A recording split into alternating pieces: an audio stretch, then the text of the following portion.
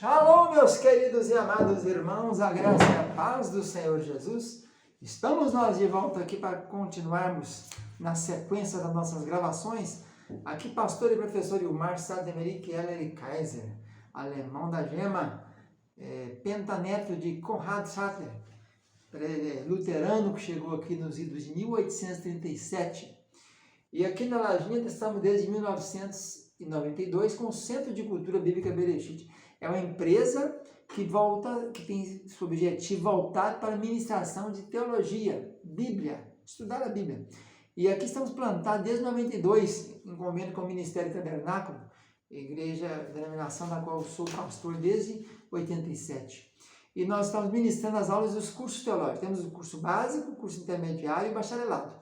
Temos também mestrado e doutorado. Se você se interessar por algum curso, procure na descrição do vídeo aí. Estamos ministrando as aulas do curso intermediário, que é um curso específico para lideranças, né? Depois do básico, que é o esqueleto da teologia, nós temos esse curso chamado intermediário. Na aula passada, nós falamos do impacto da reforma na Alemanha. Esse bloco 6, né, que cuida da história da igreja, começando em Éfeso, nas cartas do Apocalipse, de Éfeso até Laodiceia, nós estamos mostrando o impacto da reforma em cada país ali da Europa. Falamos da Espanha, falamos da França, da Alemanha, que foi o berço da reforma, né? Hoje vamos falar agora, então, sobre o impacto da reforma na Inglaterra. A Inglaterra, vocês sabem, é uma ilha, né, chamada Grã-Bretanha, que tem ali a Escócia, o País de Gales e a Irlanda. E a Inglaterra, então, nós tivemos ali alguns impactos interessantes. Naquele tempo, a rainha Isabel, decretou religião oficial como protestante. Mas nós sabemos da polêmica que havia antes com Henrique VIII, né, com o seu casamento, que ele pediu o divórcio, a Igreja Católica não aceitou, não concedeu o divórcio. Ele, então, extinguiu a Igreja Católica na Inglaterra, expulsou toda a Igreja Católica e abriu a igreja que ele mandava nela, chamada Anglicana, cujo líder principal é o rei, né? E depois dele, então, temos a rainha Isabel, ela era protestante, e no tempo dela, então, nós tivemos ali uma divisão dentro desses protestantes. Já tinham os protestantes conservadores, que mantinham, como Lutero mantinha, grande parte do ritualismo católico, obedecia mais o sistema romano, episcopal, com o bispo, né? E os párocos. Nesse modelo, quem dominava no modelo do conservadorismo era a própria rainha que indicava os bispos. Mas tinha também os puritanos, que não aceitavam isso aí não, voltados mais para a Bíblia. E, logicamente, houve a perseguição dos prelados anglicanos e dos protestantes contra os puritanos.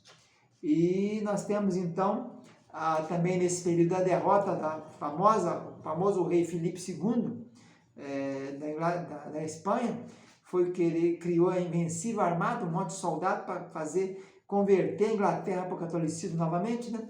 E sofreu uma derrota massacrante. Então, o protestantismo crescia na Inglaterra nesse tempo. O seguinte rei foi o rei Tiago I. Ele é da família do Stuart, nós vamos ter mais 3 aí da família dele. Ele foi rei, então, da Inglaterra, da Escócia e da Irlanda. Juntou todos os 3 países num reinado só. Ele tinha ascendência da igreja anglicana, na qual o Estado é que mandava, né? O Estado é que nomeava os bispos. E por 11 anos foi um reinado de paz. Só que nesse modelo anglicano, que é um modelo tipo episcopal, mas quem determina tudo, a igreja está ligada ao Estado, magistrado civil. Já na Escócia não aceitaram muito isso não. O rei Tiago I, tanto era rei da Escócia como da Irlanda como da Inglaterra. Mas na Escócia, quem dominava era o presbiterianismo. Nesse modelo presbiterianismo, quem comanda a igreja são os presbíteros, discente e docente. Um é o pastor local e os demais é o conselho da igreja que eles chamam, né? Então o rei era apenas um membro daquele conselho. E isso não agradava de modo algum o rei, né? O soberano queria ter o poder de mandar em tudo. O seu filho, Carlos I, depois Tiago morreu, Carlos I tomou posse, logo começou a querer debelar aquele modelo da Escócia, e então houve uma guerra civil muito grande, e nessa confusão, então, apareceu aí o protetor chamado Oliver Cromwell. Esse aí começou a dominar no lugar de Carlos I, começou a reger o governo, e ele proclamou liberdade religiosa por 11 anos. Então tivemos um tempo de pacificação. Logo depois, Carlos II comanda, chega a hora dele mandar, né? Carlos II, e ele proclama então um ato de uniformidade. Nesse ato, todos deveriam agora se tornar anglicanos. E nesse ato, um dos parágrafos era a proibição de culto de qualquer outra igreja que não fosse anglicana. Nesse tempo, nós temos a história de John Bunyan, que escreveu um dos livros mais lidos no mundo depois da Bíblia, O Peregrino, né? Ele era um pregador de rua, foi preso por 12 anos, ali na cadeia que ele escreveu aquele livro. Temos também um outro grande evangelista desse tempo, que foi Ricardo Baxter. Ele também pregava e também chegou a escrever um livro muito famoso também, chamado Descanso Eterno dos Santos. São os 2 livros mais lidos no mundo depois da Bíblia, no meio cristão. Por mais de 3 séculos, esse livro foi muito divulgado. Nessa época também apareceu a sociedade chamada dos Tremedores, que era um povo mais voltado para a atuação do Espírito Santo, que era chamado os Quakers, ou Sociedade dos Amigos. Foi fundada por John Fox, que era um fervoroso, mas radical contra os anglicanos. Ele era muito temente a Deus, mas era radical contra os anglicanos. E por isso foi preso várias vezes. Depois tivemos também um outro líder desse movimento, dos Quakers, chamado Guilherme Penn, que no futuro seria o fundador da Pensilvânia, uma das colônias mais prósperas das 13 colônias que os puritanos fundaram, depois quando partiram para lá em 1621. E as doutrinas desse pessoal dos Quakers eram as seguintes: eles eram contra o ritualismo e o cerimonialismo da igreja, eles adotavam um modelo de, nas reuniões, ficar em silêncio para escutar a voz do Espírito, eles vestiam de maneira muito simples, não adotavam violência para a conversão, eles tentavam fazer a conversão pelo convencimento, e não aceitava, então, também nem batismo nem santa ceia, dizia que essas coisas não precisavam. Esse Guilherme Penn, que foi um dos líderes dos Quakers, ele era filho de um almirante famoso, tinha muito dinheiro, ele podia contratar advogados quando eram presos, que várias vezes esses irmãos foram levados aos tribunais. E acabou que o rei Carlos II ficou devendo ao pai dele. E quando o pai morreu, para pagar a conta, ele deu a ele, então, pequenas possessões de terra na América. E é onde ele veio fundar uma aldeia, em conluio com os índios aqui da América do Norte, e deu o nome, então, o rei deu o nome de Pensilvânia, devido ao nome desse Guilherme Penn.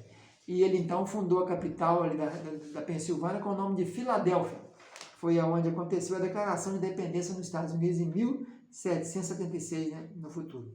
Os Quakers foram muito perseguidos, mais de 12 mil deles foram presos, chegou uma época que não havia nem lugar de pôr tantos presos que tinham.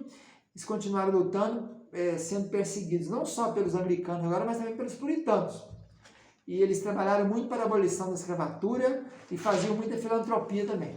Em 1621 partiu o navio Mayflower, né, com os puritanos, fugindo das perseguições dos anglicanos, vieram para a América do Norte, onde fundaram as 13 colônias, e depois de mais ou menos 60 anos já tinha povoado aqui tudo, e vieram depois a proclamar a independência americana.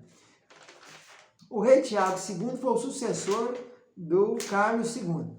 Ele também foi o último da Casa dos Estudos. Ele era católico, muito teimoso, fanático, e fez moveu uma grande perseguição de 4 anos que eles sofreram muito, os puritanos, e nesse meio tempo, então, o povo resolveu chamar o genro dele.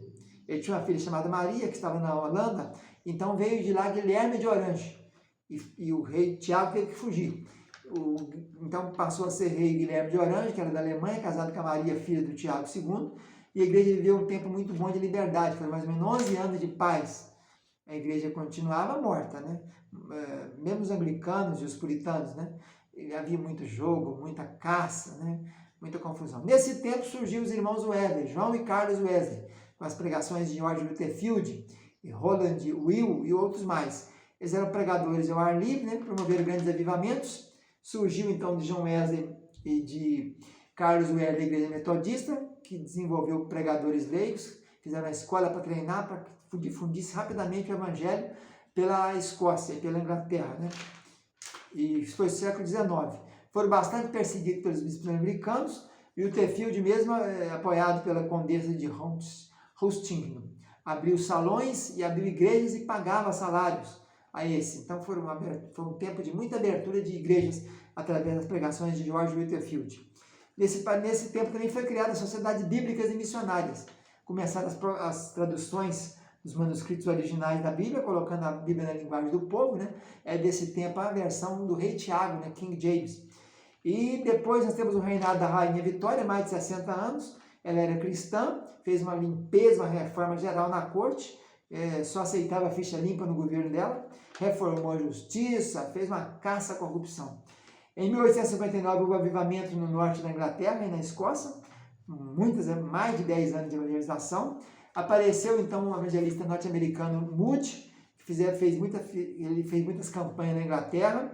Ele era de família pobre, educado, com grande poder, pregava com muita autoridade, e muitas conversões aconteceram nesse período. E primeiro ato da conversão é a vontade de anunciar para outros. Então, muitos missionários saem pelo mundo afora. Aparece também a figura de Spurgeon, que é chamado príncipe dos pregadores, né? Ele era batista e durante mais de 30 anos pregou em Londres, a capital. Ficamos por aqui então com os impactos na Inglaterra. Fica na paz, tchau, tchau.